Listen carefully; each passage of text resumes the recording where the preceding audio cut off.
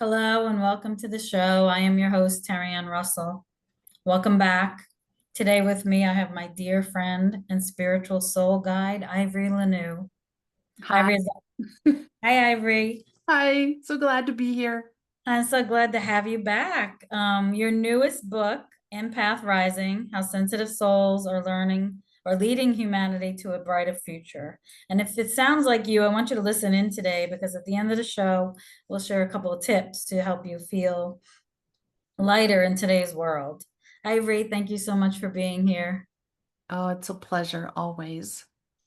I'm having a little technical difficulty with my camera today, so just bear with us. But I want to jump right in and I want to talk about your book. You write about how empaths are not only sensitive, but are also leaders. And I love this because being an empath, a lot of times we're not really sure of our path or where it's taking us. I want to know from you, and what do you think about how do you see empaths shaping the future of humanity? I think something sorely lacking for humanity right now, I don't think there'd be too much disagreement on this, is compassion and empathy. And those are two qualities that make a more enlightened being. And people who don't have those qualities are lower frequency. So, having those qualities is important to understanding and to unconditional love, which is something we are moving toward as we raise consciousness as a planet. So, the people who already have those, oh my gosh, I feel angels coming in saying this, but the people who already have those qualities, they're born with those gifts.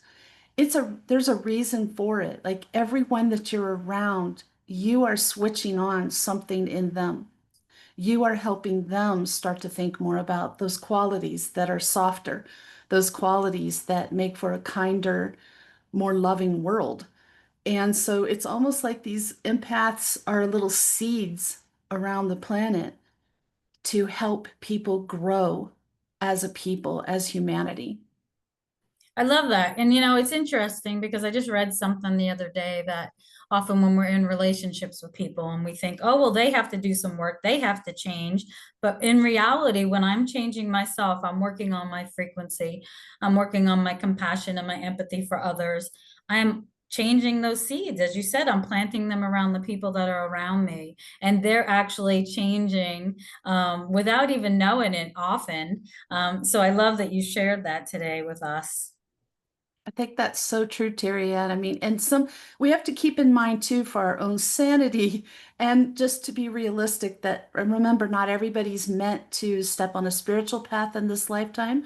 Not everyone is meant to have a big shift forward, but you're still planting the seeds, and we don't know if that's going to help them expand in this lifetime or in a future one, but it is indeed helping them. Right. And so we don't always see the full picture, I say. We get little bits and pieces and we can help them along, especially I think when it comes to your family, in your immediate family, your parents, your children, your spouses.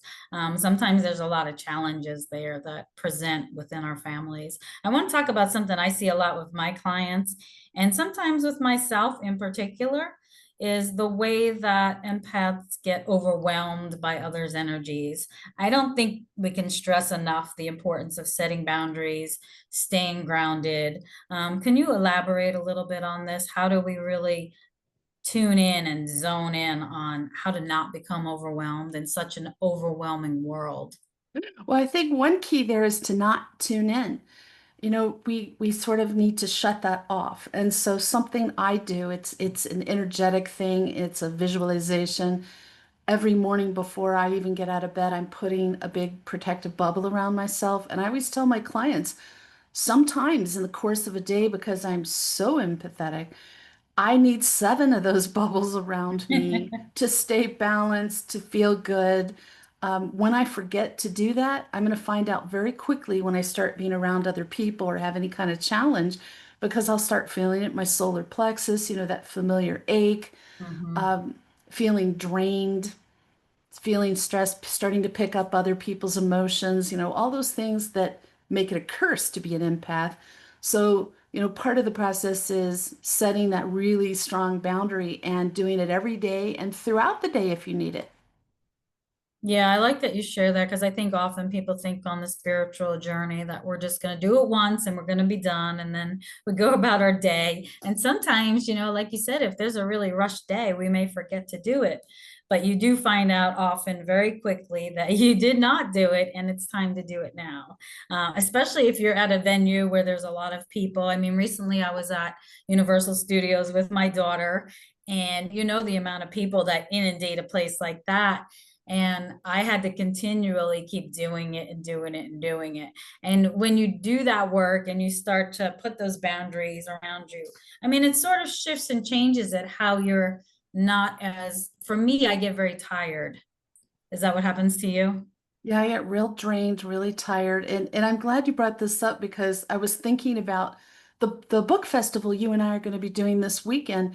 I love doing these book festivals and I have so much fun, but if I don't put a couple bubbles around myself, just all the people around me, I'll be drained at the end of that day. I'll be wiped out. Yeah. So that even when it's something fun, if there's a lot of people, you need this boundary to protect yourself so you're only feeling your own feelings. Yeah. And I think that's important because, so often, and maybe, for people that don't fully understand what being an empath means, or they're just starting to be on their journey about learning what an empath means, we don't always know, right? We think we're going to go to this event, it's going to be fun, but we're not always thinking about, well, how can I protect myself? Because it's going to be fun and we're doing all this stuff, but we're not really thinking about protecting ourselves.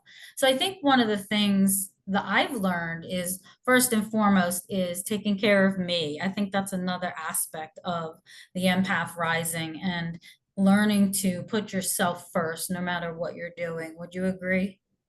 Yes, because as you know, you and I've talked about this many times. If we don't take care of ourselves, who will? Nobody else knows what you're feeling. Nobody else, especially if they're not empaths, don't understand what it is that you live with on a day-to-day basis, what it is to have this gift. You know how you're feeling. And so if they don't understand, that's too bad, but you're not responsible for somebody else's feelings or reaction, but you are responsible to take care of yourself. Yeah, and I think often we're looking at that, right? Well, what did I do that makes them feel like this? But we really didn't do anything. It's a fact that I think when you're a highly sensitive person, you don't always understand what that actually means. And I know for me, I wasn't taught, we didn't talk about this stuff. So sensitive to light, sounds, smells, people, places, things.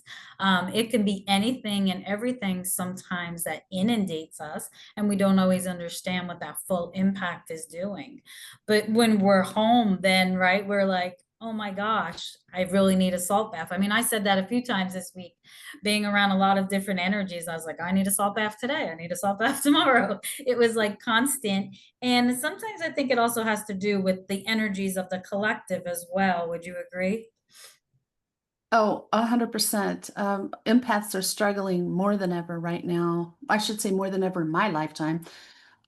It's just there's so much dark, dense energy and chaotic energy and uncertainty in our country and on the planet right now that it's just created this very difficult energy that we have to actually like swim hard to rise above. And empaths need to work even harder to rise above. I mean, you can think of it as keeping your head above water so that you can breathe, so that you can survive, because otherwise you just sink down into that mire and you're going to start absorbing all that dark, chaotic energy, which will make you sick.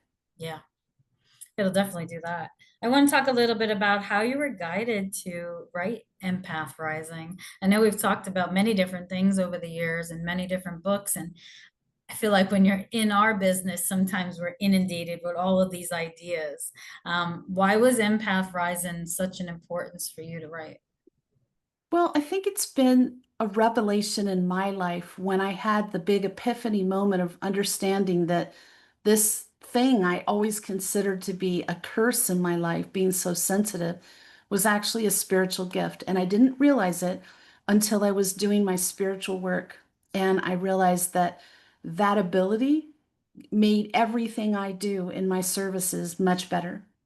being able to tune in and feel how people are feeling with everything, with healing, with readings, with channeling, everything is made better through being an empath. So I started thinking about it's kind of funny you brought this up, but the state of the world right now, and I'm seeing so many people really struggling, empaths struggling severely.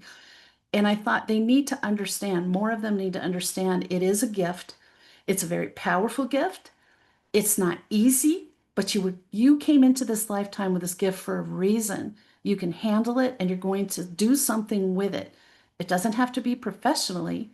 Again, you're doing something with it just by being on the planet. Mhm. But I think it's important to know this, to get it, step into your strength as an empath and understand what you're doing to help the world. I think that also helps people see it as more of a gift.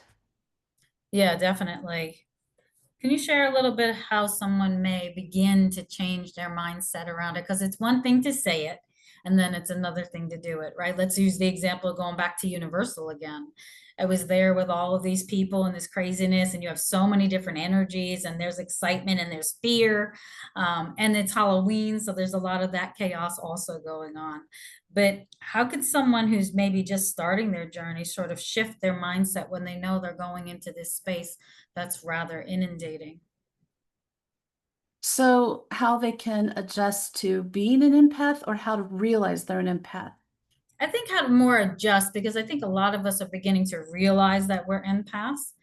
So how can they sort of adjust to that I think the first learning? thing is telling yourself it's a gift and Mhm. reminding yourself it's a gift. And then another thing is to think, how can I use this to make my life better, other people's lives better, make the world better?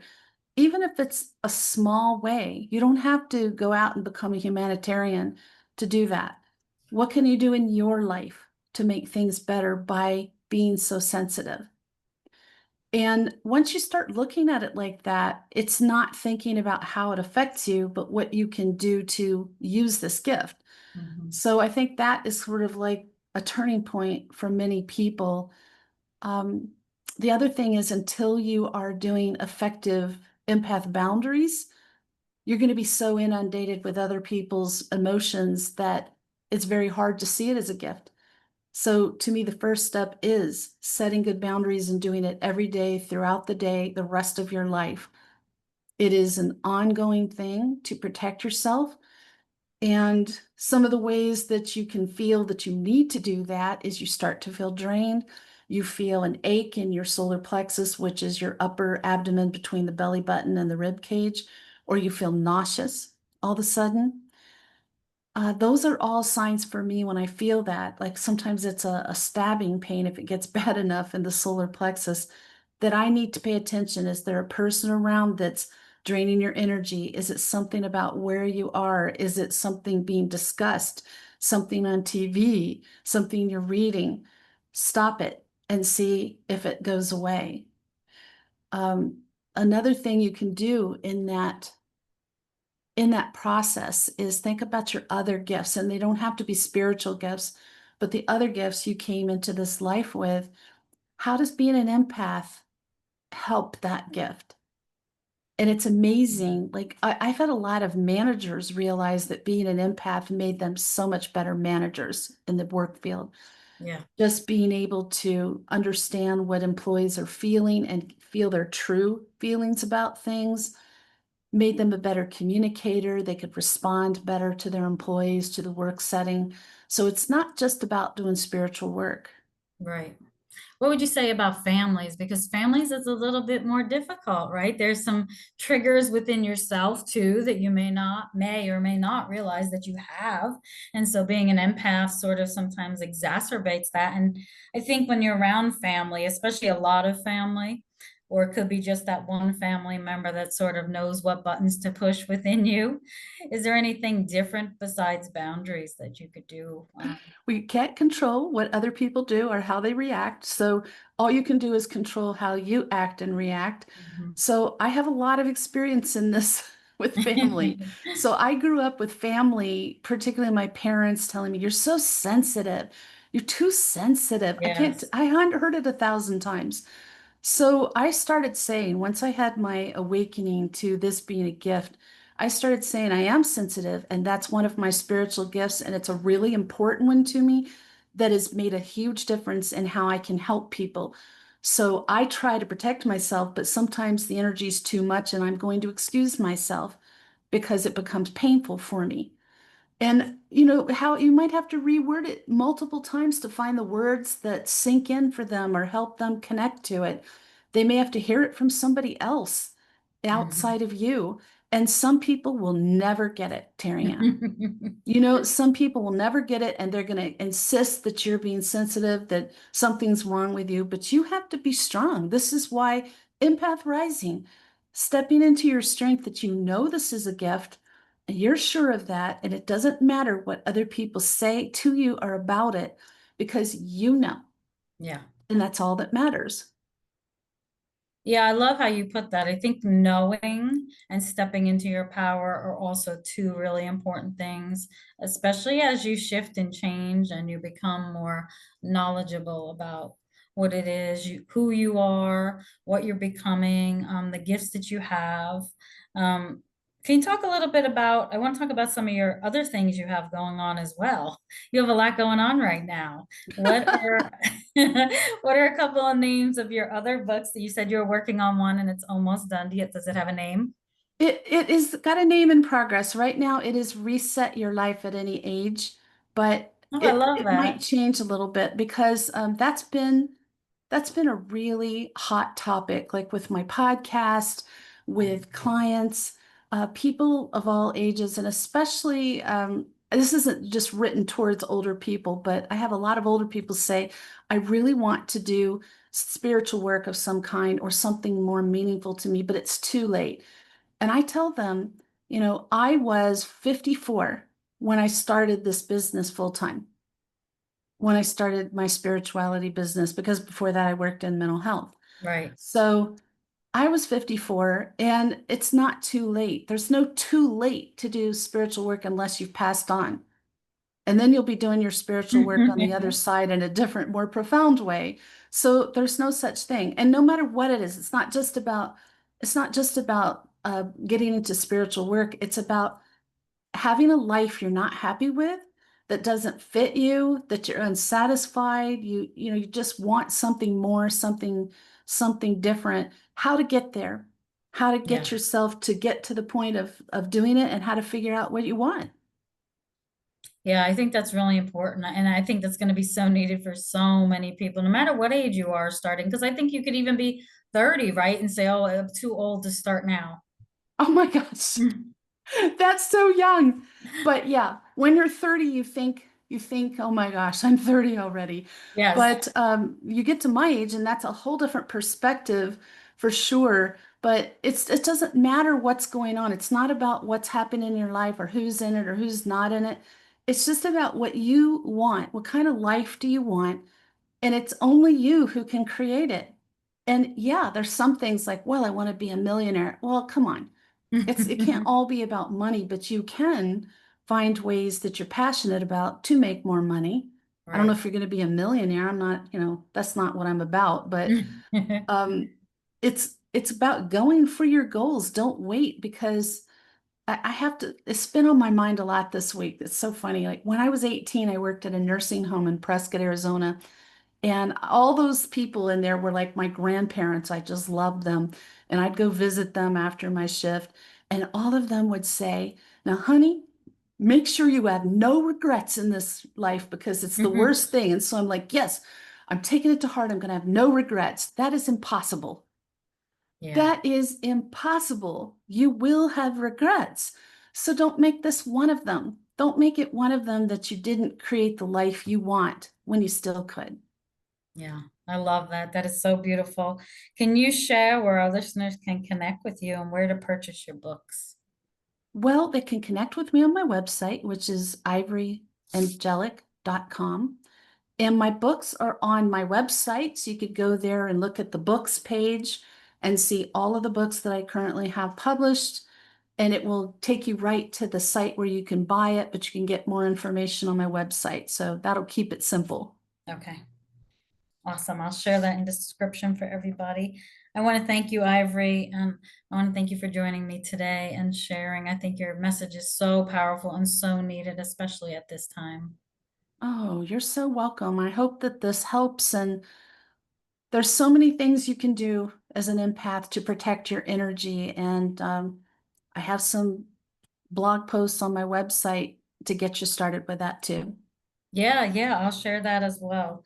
I want to thank you again for joining in today with us. And remember, your sensitivity is not a weakness, it's a superpower. Embrace it. Learn to be who you are, no matter who that is or who you think it is. It's going to shift and change over time. Like Ivory said, at 30, it is not the same as it is at 60. I can guarantee you that. So No, thank you for it's not. joining us today. Thank you.